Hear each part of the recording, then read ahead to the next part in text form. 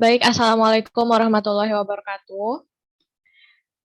Kami dari salah satu perwakilan kelompok dari mata kuliah Etika Profesi kelas A akan mempresentasikan salah satu materi yaitu tentang cyber security. Next.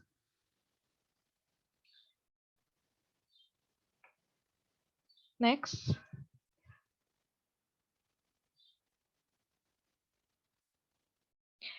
Sebelum mengawali penjelasan materi, izinkan saya terlebih dahulu untuk memperkenalkan anggota kelompok saya. Yang pertama ada Indira Yunia dengan NIM F1D019039. Yang kedua ada saya sendiri, Medina Indriani dengan NIM F1D019061. Yang ketiga ada Muhammad Nizam Azmi dengan NIM F1D019067. Dan yang terakhir ada Novianda Safira Suryawati Yomo dengan NIM F1D019079. Next. Pada kesempatan kali ini kami akan mempresentasikan beberapa topik terkait cyber security. Yang pertama ada pengertian cyber security, yang kedua ada konsep cyber security, yang ketiga ada penerapan cyber security, dan yang keempat ada ancaman cyber security. Next. Materi tentang pengertian cyber security akan dijelaskan oleh saya sendiri. Cyber security atau cyberspace security adalah preservasi dari kerahasiaan, integritas, dan ketersediaan informasi di cyberspace.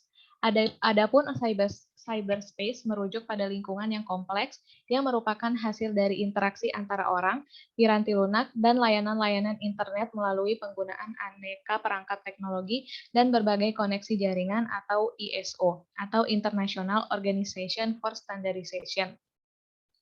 Cyber security adalah suatu praktik melindungi para komputer, server, perangkat mobile, sistem elektronik, jaringan, dan data dari serangan-serangan jahat.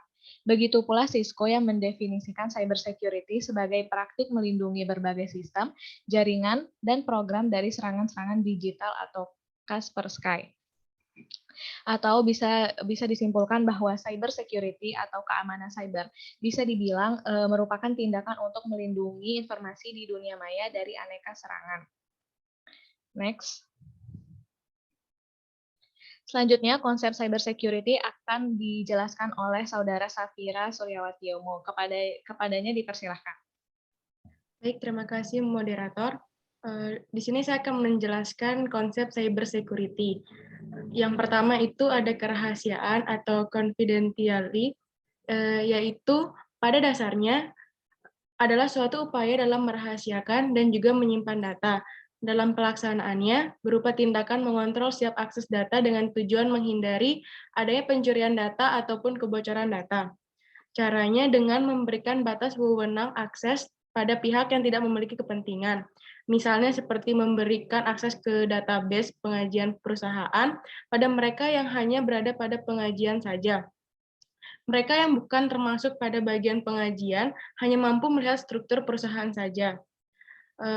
Kerahasiaan ini juga dikerjakan oleh two-factor authentication atau 2FA. Dengan menerapkan 2FA ini, kita bisa melewati dua tahap autentikasi diri sebelum bisa mengakses suatu data. Tahap pertama dengan mengisi password secara tepat, dan tahap kedua adalah dengan kode tertentu yang dikirim ke perangkat ataupun email kita. Yang kedua, ada integritas, yaitu teknologi informasi yang berupaya dalam memberikan data secara akurat, konsisten, dan juga terpercaya.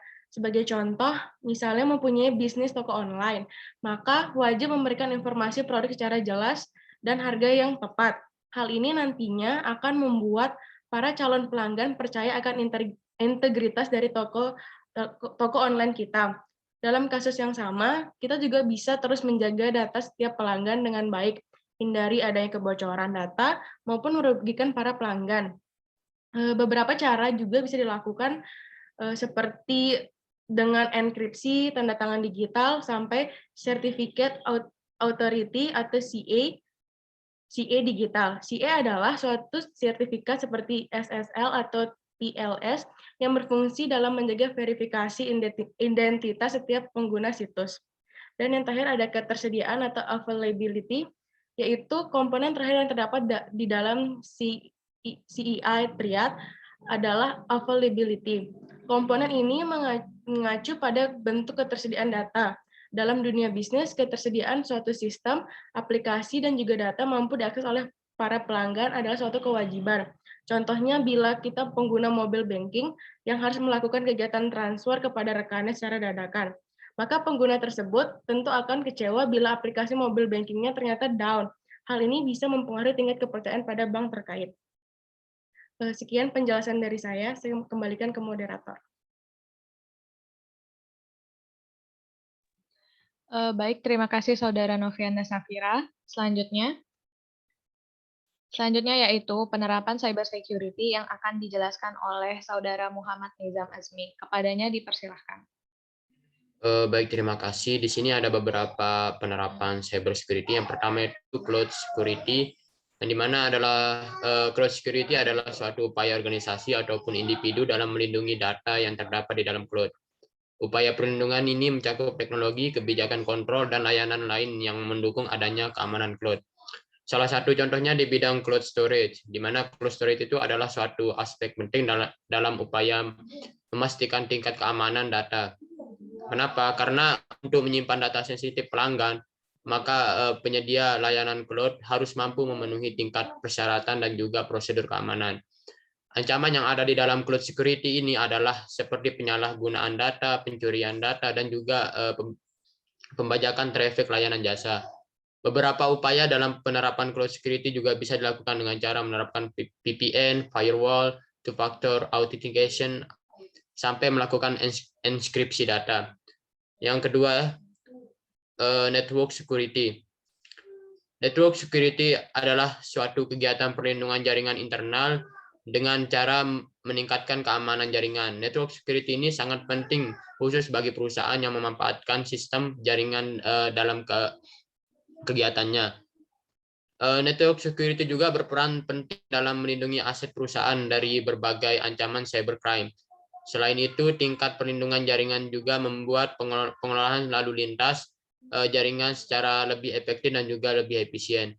Contoh umum dari penerapan network security adalah dengan menggunakan firewall dan juga antivirus. Kegiatan ini dilakukan agar mampu mendeteksi ancaman yang hadir dari malware berbahaya.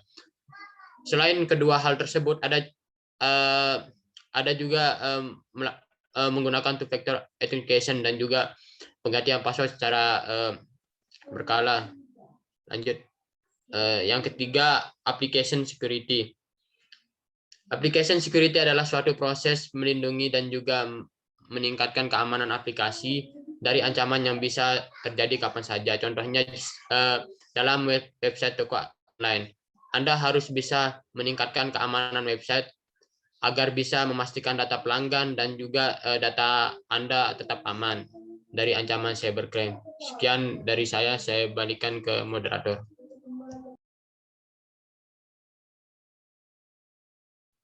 Baik, terima kasih Saudara Nizam Azmi. Selanjutnya yaitu ada ancaman cyber security yang akan disampaikan oleh Saudara Indira Yunia. Kepadanya dipersilahkan. Oke, terima kasih kepada Saudari Medina Indriani atas kesempatan yang telah diberikan. Di sini saya akan menjelaskan mengenai ancaman dari cyber security, di mana ancaman yang kami klasifikasikan di sini ada 4. Yang pertama ada malware, yang kedua ada ransomware, yang ketiga ada social engineering, dan yang terakhir yaitu ada phishing. Yang pertama di sini malware. Malware ini biasanya berbentuk software berbahaya yang bisa membahayakan pengguna komputer. Malware biasanya membahayakan komputer dan penggunanya melalui penyebaran virus komputer, spyware, worms, dan masih banyak yang lainnya. Yang kedua di sini ada ransomware, di mana ransomware ini juga salah satu bentuk software berbahaya, namun lebih ekstrim daripada menyebarkan virus saja. Jadi ransomware ini tingkat bahayanya lebih tinggi daripada malware yang sebelumnya. Satu-satunya cara agar kita dapat biasanya terdapat hacker yang akan memblokir akses untuk membuka komputer atau dokumen penting, di mana saat data kita sudah di-hacking, satu-satunya cara yang dapat kita lakukan agar data kita kembali yaitu dengan membayarkan sejumlah tebusan yang diminta oleh hacker. Meski sudah membayar tebusan tersebut, hal itu tidak dapat memastikan bahwa file atau sistem komputer yang sempat diambil alih tersebut dapat kembali normal. Yang ketiga di sini ada social engineering, yang mana istilah yang digunakan untuk menggambarkan serangan yang didasarkan oleh interaksi manusia. Singkatnya, social engineering memanipulasi pengguna untuk memberikan informasi sensitif seperti password, jawaban untuk pertanyaan keamanan, dan lainnya. Biasanya jenis ancaman seperti social engineering ini memanfaatkan rasa ingin tahu manusia dan memancingnya untuk melakukan hal-hal yang mungkin terasa biasa saja, tapi sebenarnya itu membahayakan sistem mereka. Yang terakhir di sini ada phishing, di mana phishing merupakan bentuk penipuan yang biasanya hadir melalui email. Penipu akan mengirimkan email menggunakan alamat yang mirip dengan sumber-sumber terpercaya, meskipun biasanya email yang dikirimkan itu beberapa hurufnya ada yang berbeda, namun tidak dilihat secara pasti atau terlihat secara kasat mata oleh pengguna. Penipuan ini bertujuan untuk mencuri data-data yang sangat sensitif seperti nomor keamanan, kartu kredit atau CVC, password, dan informasi penting lainnya. Jadi, jika mendapatkan email yang mewajibkan untuk memasukkan data sensitif, seharusnya atau sebaiknya dipastikan kembali kredibilitas pengiriman email tersebut. Oke, itu aja penjelasan mengenai ancaman cyber security. Selanjutnya saya kembalikan kepada moderator.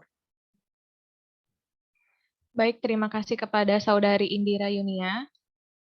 Selanjutnya yaitu